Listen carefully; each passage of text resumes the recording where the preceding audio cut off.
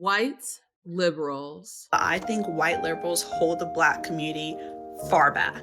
Because why do they have to remind us every single second that our skin color still matters? That white people are still racist to us, even though they're white? That white Republicans and conservatives still want to own us and have us as slaves? That we should have policemen in our neighborhood? That police should never question us?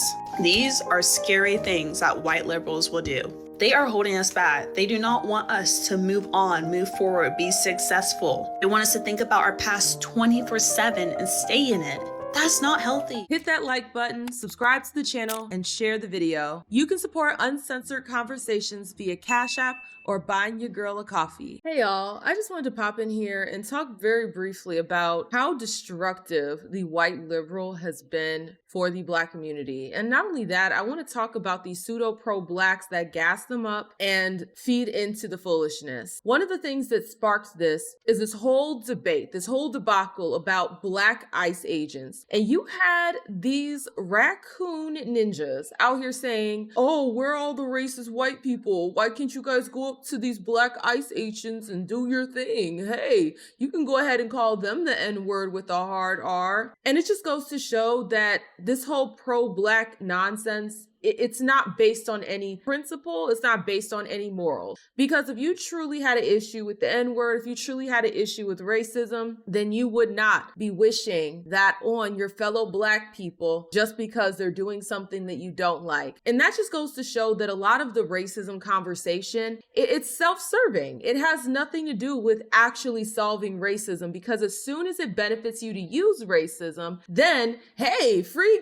game. Go ahead. None of this racism talk is actually based on anything real. They actually don't give a damn. They only care about it if it's going to benefit them in some way, shape, or form, and not even really benefit them fully. They're just peddling, staying at the bottom to other Black people. Well, let me clarify. It benefits the talking heads that spew this nonsense. It doesn't benefit the regular, everyday Black people that adopt that mentality of they can't do anything in white America. White America is holding them back, even though the very people peddling these ideas to them are objectively successful. They're objectively successful, telling everyday Black people that are in the struggle, in the thick of things, oh, you can't make it because of white America. You know how defeating that is? On top of that, you have the white liberal. For all those people that are gonna thumb thug in my comment section calling me a raccoon, oh, you raccoon, you Candace Owens wannabe. This just goes to show that a lot of these pseudo pro-Blacks don't even know how Malcolm X got down. Because Malcolm X, he believed a lot of the same things that I believe.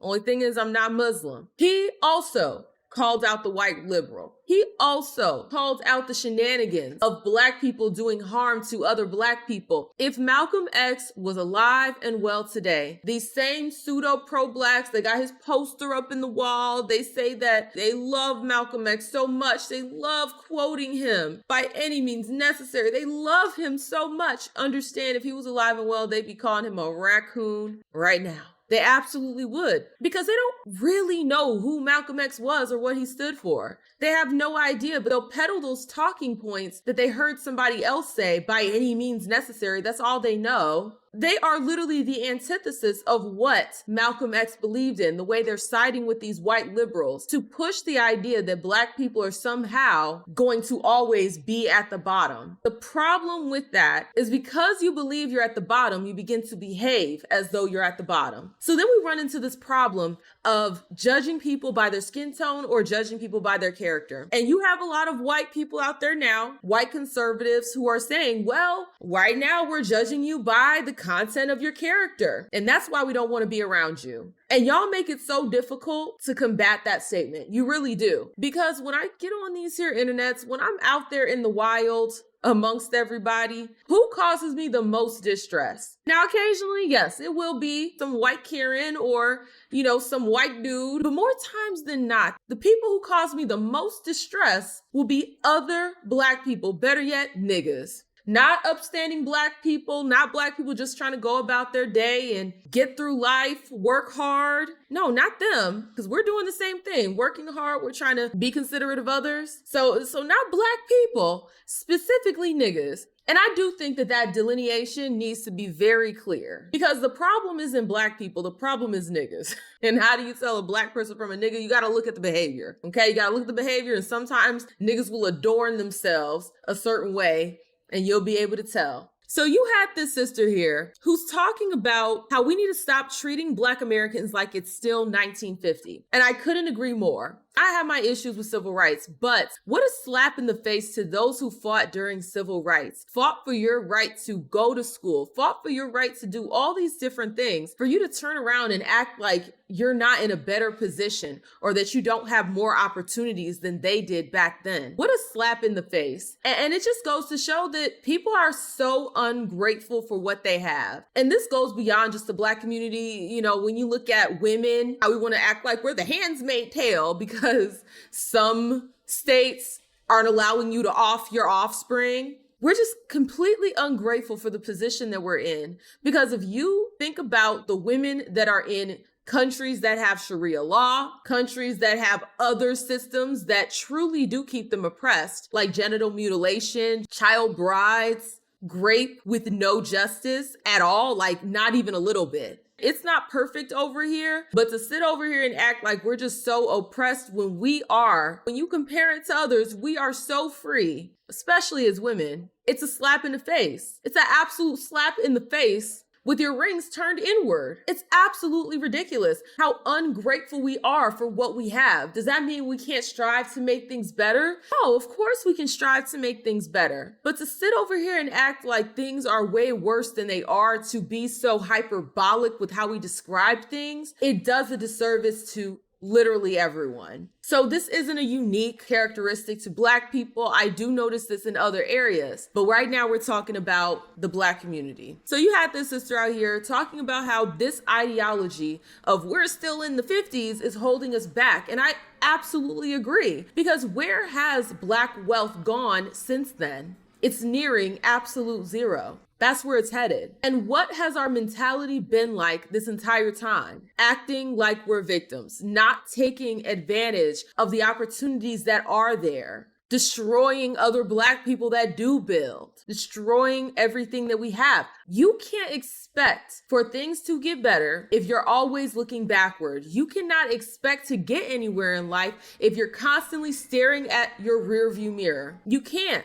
You're going to be a perpetual victim. You're going to see everything through the lens of being a victim, which will skew how you perceive events. Because if somebody has a victim mentality and they're seeing things happen to them, happen around them, then they're always going to find a way to see, where have I been victimized here? How did this person victimize me? Oh, I expect this person's going to victimize me. And then they do something very normal that they would do to anybody that you've probably done to somebody. And it's like, no, that person has victimized me. Oh my God, when, call the ambulance. That is no way to live. I know a lot of y'all right now can think of a moment that you do not want to go back to that was in the past and you just want to let it be. So Black people had it so hard in the past. Why do we have to keep on bringing it up and thinking about it and live in it and act like it's still happening to us in modern day when it's not? And vote freely, we can run for public office, we can serve on juries, we can go to schools, we can get scholarships, we can go into public places and not have to worry about our skin color. That is us moving forward. What I see is white liberal women derailing the Black community, and y'all aren't even seeing it. It drives me crazy how they want to talk and act like they were stuck in that past with us. And that's still happening in modern history. That's still happening today, and it's happening to them. That's happening to that white woman. They want to be us, but they will never be us. Doesn't make sense, and I don't see enough people talking about it. And I think mostly because people are scared to talk about it, because it's the truth, and it is scary to talk about, and it's low-key scary to say, but we need to acknowledge it and realize that's not healthy. And I want to get back on the white liberal, because they truly are just creature vampires for our misery. They absolutely love to hear Black people talk about how they're so oppressed. It makes them feel something. You know, there are some creepy people out here who love to surround themselves with trauma, who love to surround themselves with other people's misfortune because their own lives are just so boring that they want to live vicariously through others. That's why they are so excited to hear about your dating fails. They're so excited to hear about all the tragedy that you've been through. And it's the same with these white liberals that love to talk to Black people about how racist things are. And I clock it every single time. When you have a white liberal coming up to you as a Black person, and the first thing is they want to hear about all the racism you've experienced. Oh, please tell me I'm your ally. Did you hear about this racist thing that happened? What are your thoughts about this racist thing? How do you feel about that racist thing? It's like they want you to live in a perpetual state of, oh my God, there's racism everywhere and I can't escape it. They are literally trying to put Black people through hell. And we sit over here and act like they're truly our allies. No, they're not. The only ally you have are those that are willing to give you opportunity, those who are holding you to a high standard. Low standards is a dead giveaway of somebody that wants you to fail. And that's why over here at this channel, I am not going to have low standards for any goddamn body. If a behavior is wrong, I don't care what generational trauma you have, you're not going to get a free blank check to engage in a shitty behavior that doesn't serve you and does not serve the community and does not serve anything at all except your own up ego. I'm not doing that. Anyone who's gonna hold you to a low standard, understand they hate you. Oh my God, we can't have voter ID because think of the Black people. The Black people, they can't get IDs. Again, low standard, even though they're requiring you to have an ID to shovel snow under Mom Donnie. Like, what are we talking about here? Oh my God, the Blacks. You guys, the Blacks. They love to use Black people to justify some nonsense. See, if we start deporting people, we're gonna deport a bunch of Blacks. As if Black Americans, foundational Black Americans, are not heritage Americans. We are as heritage as they get. Make it make sense. What do you mean they're gonna start deporting? No, they're not. How are you gonna denaturalize somebody that's been here since the inception? How are you gonna denaturalize somebody whose family has been here since the transatlantic slave trade? And prior to that, because there were already Black people here as well. How are you gonna denaturalize us? You can't. Same way you can't denaturalize the Latinos that were already here in the Americas, in California, in Texas, when that territory was purchased by the United States. You can't denaturalize them. They are heritage Latino Americans, just like the Japanese, the Chinese that were over here building the railroads. Understand, they are heritage Americans at this point. You cannot deport us. We built America. But the white liberal wants to convince you that you're in danger because they get off. It's almost like they feed off of our cortisol rising. When our cortisol is high, they get a high off of it. It's like they could smell the cortisol spewing from our pores.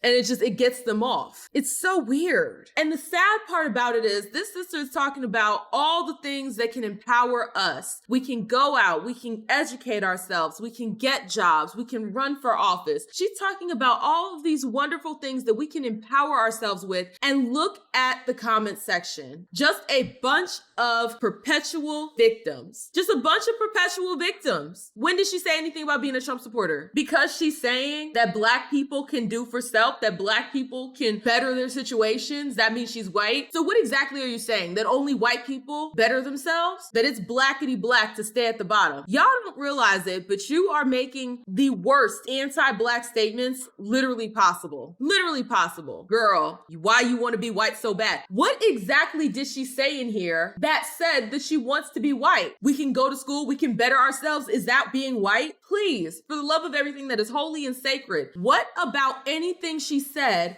anything about being white? These people are slow. They are so blinded by their desire to be a victim that when somebody is telling them something that can empower them to better their situation, they want to say, girl, why you want to be white so bad? Well, why do you put whiteness on a pedestal so that everything that is positive and good you associate with being white? Y'all got a really weird complex, and honestly, it's sickening. No, Black Trump supporters are holding us back because you treat him like he's Jesus. She didn't say anything about Trump in this video, but see, deranged deranged individuals, they hear you say anything about, hey, let's not be victims. Let's actually take advantage of the opportunities that are in front of us and better our situation. Oh my God, you're a Trump supporter. You treat Trump like Jesus. She didn't say any of that. But of course, deranged individuals, they hear what they want to hear, and then they project their own insecurities. They project their own derangement onto whatever it is that they see. This goes back to what I was saying. When you are a perpetual victim, you see everything through that lens. It's time to take those damn glasses off. They're broken. They're not allowing you to see reality for what it is. We, as Black Americans, have so many opportunities here. Is everything perfect? No. But guess what? It's way better than it was back then. And we have so many opportunities right now that we are not taking advantage of. When Martin Luther King Jr. was fighting for us to be judged by the content of our character, and then the offspring of that generation and the offspring of that generation goes on to twerk every goddamn where, goes on